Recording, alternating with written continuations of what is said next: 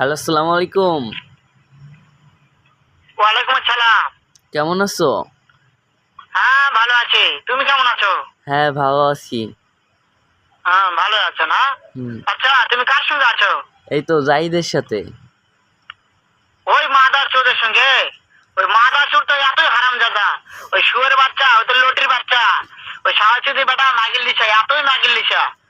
ওই হারামজাদার আমি সামনে পাইলে একটা এমন একটা চটকানি মারবো, শালা মাদার চোদ। ও তোমার কথা শুনছে? শোনো, তবে কি আছে? ওই মাদার চোদ ওই জায়গায় আছে নাকি?